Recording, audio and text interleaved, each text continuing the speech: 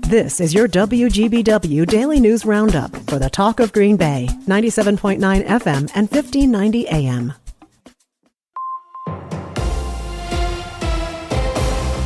Civic Media News. I'm Terry Bell. Here's what Wisconsin needs to know. The Wisconsin Elections Commission wants state lawmakers to create a new office on election transparency.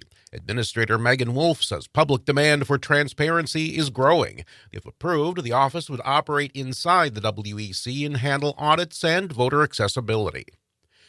Democratic vice presidential nominee Tim Walz comes to Wisconsin today. He starts his weekend this afternoon in Wausau, then goes to Superior tomorrow. This will be Walz's second visit to Wisconsin in 2 weeks. He was in Milwaukee on Labor Day. School districts around Wisconsin will hold nearly 3 times as many referenda this year compared to last year. There will be 120 of them on November 5th. Governor Evers says the trend bothers him. What I'm concerned about, frankly, is that I hear when school districts have to go to referendum just for basics. That's an indication to me that the state isn't doing enough. State funding has remained relatively stable in recent years, but inflation is forcing school districts to ask voters for more. Wisconsin health officials are encouraging people to get their shots ahead of the cold and flu season. The Centers for Disease Control forecasts a milder season than last year, but that depends on how many people get their shots. Last season, about 35% of people in Wisconsin got their flu shots and 19% got the COVID vaccine. Officials say you don't have to go to your nearest Social Security office to do business with the agency. The SSA's Abigail Zapote says it's easier than ever to go online. They can report a stolen Social Security number at identitytheft.gov and then go through our replacement process at ssa.gov/number-card to get that replacement card. Zapote says you shouldn't carry your card in your purse or your wallet. A 4-legged favorite of Milwaukee Brewers fans has died. Hank, the ballpark pup, became the team's unofficial mascot in 2014. He was a stray who wandered into the Brewers' spring training facility in Arizona. After that, he came to Wisconsin to live with a Brewers executive's family until he died yesterday. The Brewers are asking people to donate to the Wisconsin Humane Society. I'm Terry Bell, Civic Media News. Now, here's what you need to know closer to home. For WGBW News, I'm Lisa Hale. A complaint has been filed with the Federal Election Commission against State Senator Andre Jacques. The Campaign Legal Center alleges Jacques transferred money from his state campaign committee to his campaign fund for the 8th Congressional District. Transactions, they say, violates a ban on candidates directing or transferring soft money in connection to a federal election. The complaint asks the FEC for sanctions, including civil penalties to deter future violations, and an injunction prohibiting future violations. Green Bay residents are invited to give their feedback on the future of Green Bay's Mason Street Bridge. In November 2021, an inspection of that bridge showed it needed to be reconstructed or replaced. A public meeting is set for 5 p.m. Wednesday, September 25th at the Neville Public Museum. The bridge will be rebuilt or replaced in 2032. Meanwhile, 3 bridge projects in northeast Wisconsin will receive funding from the Wisconsin DOT. Governor Tony Evers says lift bridges are vital to the state's economy, and these grants will help maintain the bridges that allow passage of taller ships in Green Bay and Manitowoc. Green Bay will receive over $311,000 for the Main Street Bridge. Manitowoc will receive over $173,000 for the 8th Street Bridge and just over $26,000 for the 10th Street Bridge. Milwaukee and Racine will also receive funding. Wisconsin's Department of Health Services is evaluating maternal and child health programs, and they need your help and opinion on topics like prenatal care, postpartum mental health, birth outcomes, and access to resources.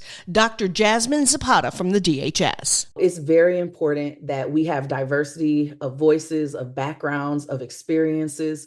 And so if you could just help us to spread the word, if anybody's listening to this and can help us spread the word to a friend or a family member or at work about this needs assessment, it would be very, very helpful. The DHS wants to hear from more people in rural areas and more African Americans. We have a link to the survey at WGBW.FM.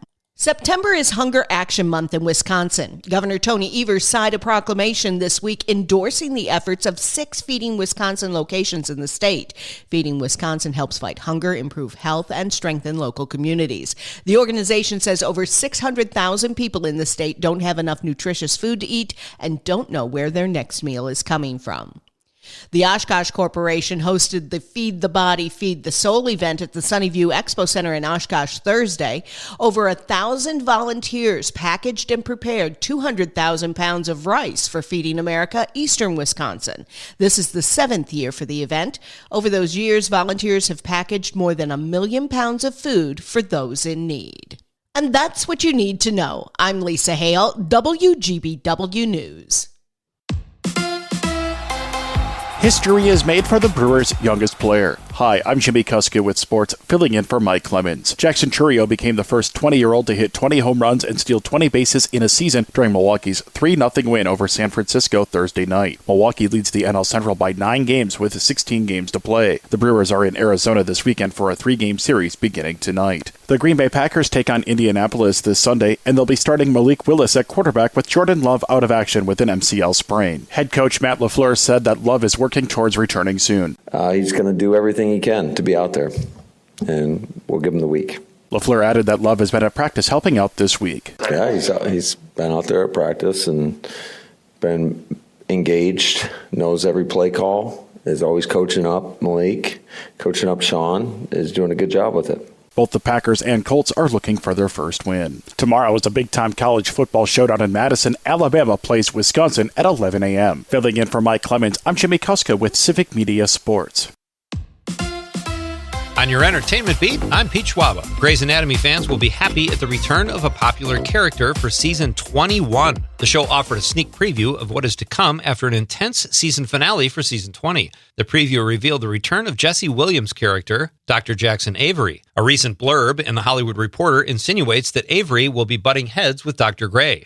The plot thickens. True crime fans, take note. Hulu picked up an ABC-backed series called Little Miss Innocent, Passion, Poison, Prison. Variety reports that the story centers around Caitlin Connolly, accused of manslaughter in the death of her boss and the mother of her ex-boyfriend. In the 3-part series, Connolly pleads her case as to why she was wrongfully sent to prison. The series was co-produced by ABC News. It's one thing to have a child outside your marriage, and another thing to have people claiming to be the mom of your out-of-wedlock child all over social media with pictures of babies and fake posts. This is happening to Dave Grohl of the Foo Fighters right now. The frontman acknowledged Tuesday that he had a baby girl with a woman who was not his wife. Now people are posting fake pictures of said baby and pretending to be the child's mother. Some sources are reporting that Grohl's wife, Jordan Blum, has hired a divorce attorney in light of the news. Grohl says he plans to do everything in his power to be a loving father to the new baby like he is to his 3 daughters with Blum. The Batman director Matt Reeves says his trilogy for the Batman will stick close to the trilogy he envisioned. Deadline reports that while Reeves was promoting his spin-off series, The Penguin, he assured fans and the media his vision for the franchise is sound.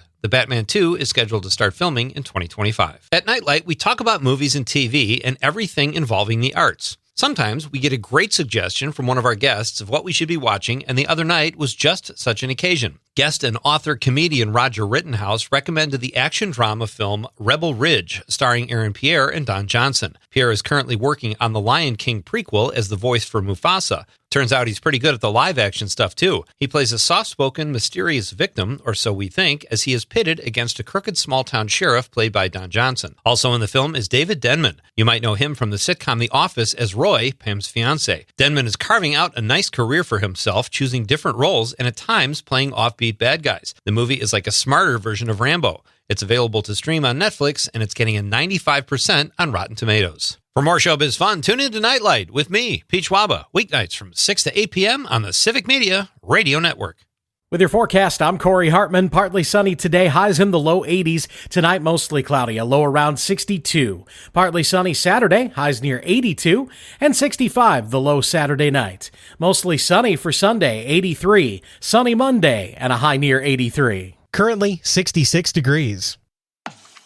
That's your WGBW Daily News Roundup from Civic Media. Subscribe to this podcast on Spotify, Apple, or wherever you find your podcasts. Find more news at WGBW.FM.